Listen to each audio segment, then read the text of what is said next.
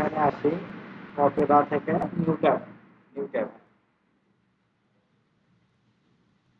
দিয়ে প্রথম ট্যাবটা কাটে দিলাম, ডাইরেক্ট ফেসবুকে আসলাম। ফেসবুকে লগ ইন করবো।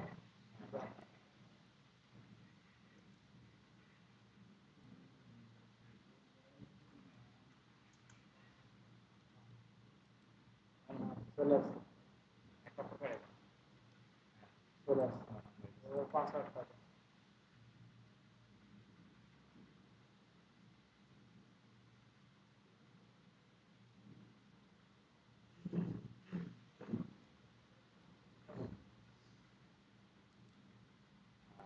রেকর্ড হচ্ছে কিন্তু হ্যাঁ এসে গেল। তারপরে এখানে আসেন setting, setting setting button setting button. এখানে যদি মেইল চেঞ্জ করতে চাও, না মেল থাকে মেইল যদি চেঞ্জ করতে চাও চেঞ্জ করতে পারো, এবং যদি যেটাই। নাম যদি চেঞ্জ করতে চাও যে কোনো 2 মাসের আগে সেই নামটা চেঞ্জ করা যায় না, 60 দিন পর 60 দিন পর।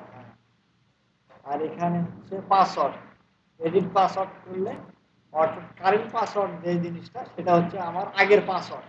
হ্যাঁ আর নিউ নিউ পাসওয়ার্ড আমি যেটা নতুন দিব সেটা হচ্ছে নিউ রিটাইপ মানে ওটা নিউ রিটাইপ হচ্ছে আবার ওটাই।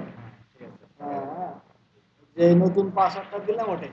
এই পাসওয়ার্ডটা যদি আমি দেওয়ার পরে আমি সেভ চেঞ্জ করে, সেভ চেঞ্জ করে ওকে দিব, এবং সাথে সাথে পাসওয়ার্ডটা আমার চেঞ্জ হবে।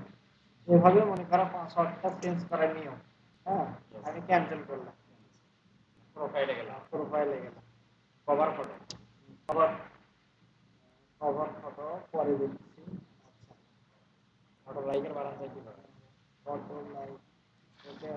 আচ্ছা, আমি তারপরে আবার লগ আউট দিলাম, লগ আউট দিয়ে আবার লগ ইন করলাম।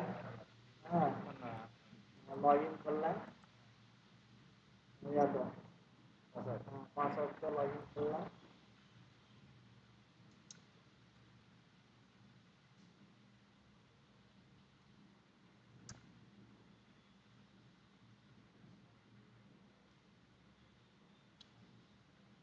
এভাবে পাসওয়ার্ড চেঞ্জ করার নিয়ম, এভাবে আমার পাসওয়ার্ডটা চেঞ্জ হবে।